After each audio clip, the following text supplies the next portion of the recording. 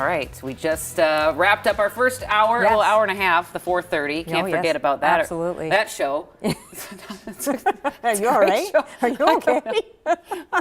It's 6 o'clock now. We still have a whole hour left. Ben's outside. You take it, Rena. Ben's outside. I need more coffee. Talking about the weather, and it's much better today, Ben. Yeah, I know some people that have postponed running outside because of the poor air quality. Well, Rena, guess what? We can go running outside today. It's more breathable air outside than the yucky smog we've been dealing with. Right now it's 24 degrees, but a breezy northwesterly wind at 14 miles per hour is ushering in cleaner air, but it's also going to keep temperatures in the lower 20s today. And not to mention the wind chill value, quite a bit cooler as well. Right now it feels like it's in the lower teens, and it's probably going to feel that way through most of the day. Temperatures holding steady, and once again dealing with a lot of cloud cover. However, we might see some partial breaks in the clouds late this afternoon and a sunnier end to the week on Friday. That will lead to a weekend warm-up that'll have us pushing near 40 before the weekend is through. More on your forecast details coming up. For a look at the better road conditions this morning, here's Alicia. Much better road conditions, Ben. Compared to yesterday, it was a very active morning commute, to say the least. But this morning, all things are clear. We had a crash pop up, though, in the North Metro, so there could still be some slick spots. Watch your speed. Watch how closely you're following, folks, because we have 3 vehicles involved in this fender bender here at Highway 10 and Hanson Boulevard. Well, now to a developing story that we've been following while you were sleeping. Yeah, one person is dead, 2 or more are in critical condition after a shooting in Minneapolis. It happened outside a convenience store on Lowry Avenue last night. Our CeCe Gaines is live outside police headquarters with some new information about what exactly happened. And CeCe, what do you know this morning? Hi, good morning, Rena. So Minneapolis police tell us that they're still searching for a suspect who ran away from the scene yesterday. So this is still a very active case and investigation. Now, while officers search for this suspect, they're also investigating the city's first homicide of the year. So here's everything we know so far about what happened late last night. Police tell us that they heard gunshots at Gold Star Foods while making a traffic stop just before 8:30 last night. When they got to the scene, they found 3 people shot. 2 of them were inside an SUV. They're in critical condition. Police think 2 men approached that SUV and tried to get inside. The driver tried to pull away, dragging one of the men. The other man started shooting, and the man who was dragged was also shot. He tried to run away, but collapsed and died at the scene. We've had a number of shooting incidents over the last few days, and obviously that's very concerning for me, but I think this just speaks volumes to the challenges that we are facing.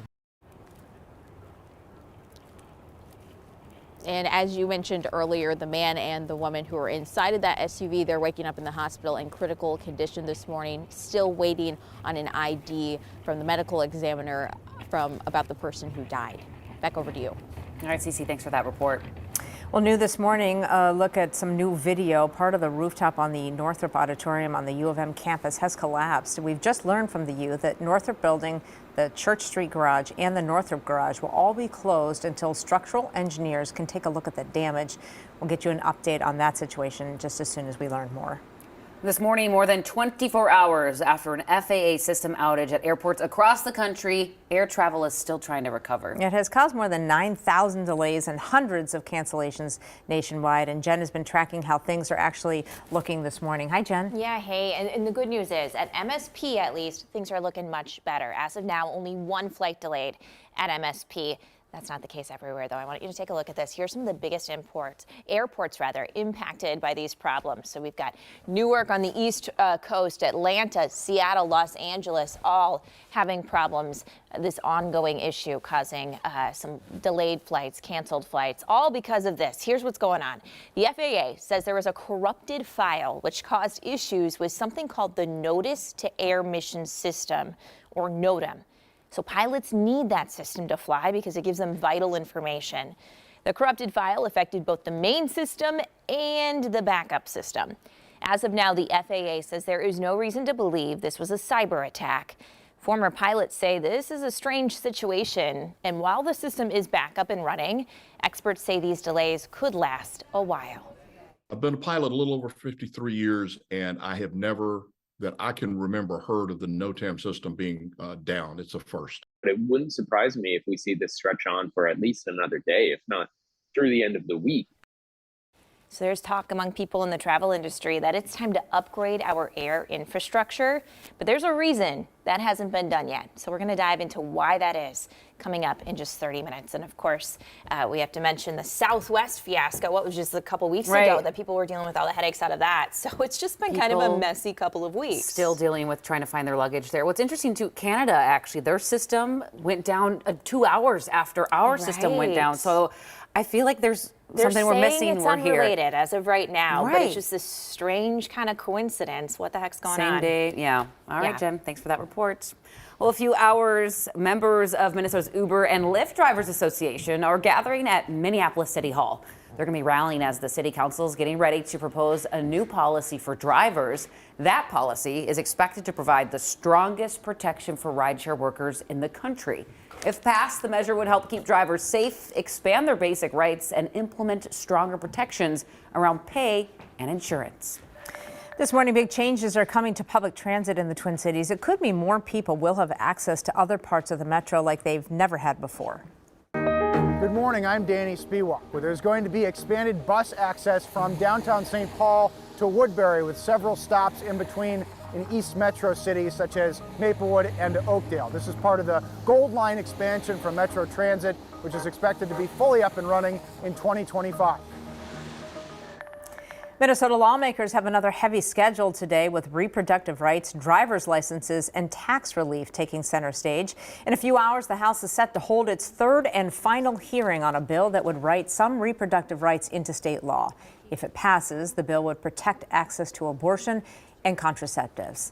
And at 8:30 this morning, the Judiciary Committee is holding a hearing on driver's licenses for all. That bill would allow undocumented residents to get a driver's license here in Minnesota. Plus, Governor Walz expected to sign the first bill of this legislative session.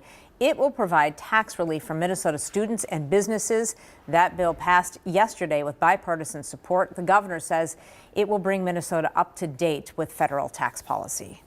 Tonight, the Minneapolis School Board wants to hear from you as they're searching for their new superintendent. The first public hearing is tonight at 6 at the Mung International Academy. Hearings go through the end of the month. You can also share feedback in an online survey through January 23rd. The board is looking to replace Ed Graff. He left last year after leading the district for 6 years. Rochelle Cox is currently leading MPS. She says her goal is to set up the next superintendent for success. All right, let's get to weather now, which is a huge difference 24 hours can make.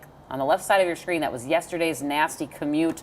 So many crashes here around the Twin Cities metro. The State Patrol says since late Tuesday night, there were more than 200 crashes and 200 spinouts. My goodness. We had road closures yesterday. Schools were closed. It was kind of a mess.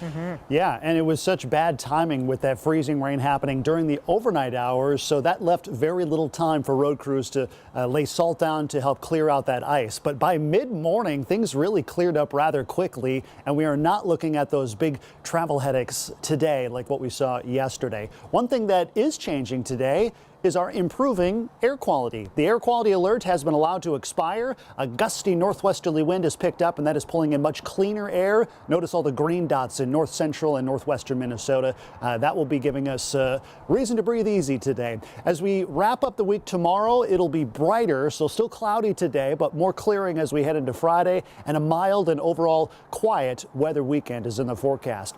This is a look at current wind speeds right from the northwest, anywhere between 10 and even up to 20 miles per hour. It is introducing a bit of a wind chill for us, but as far as temperatures go, by January standards, it's not all that bad. The coldest reading in the state is up in Thief River Falls, and we're still double digits above zero. And look at how far north you have to go to even find sub-zero territory.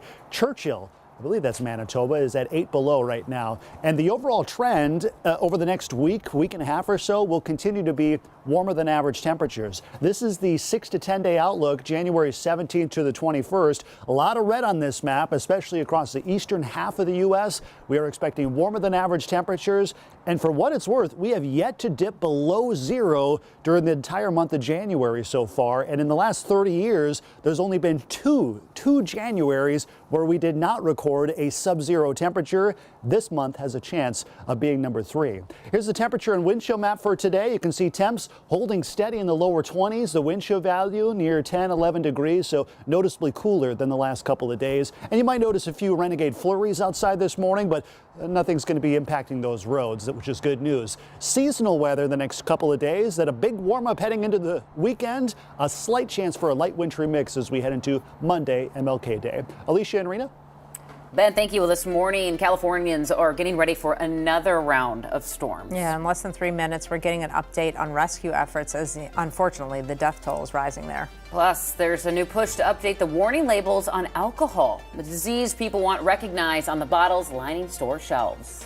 And after going back and forth with teams in almost, every part of the country, shortstop Carlos Correa is, staying with Minnesota. We want to know what you think about the move. It's just so typical Minnesota, isn't it? 763-797-7215. Let us know what you think. Keep it clean, folks. Keep it clean.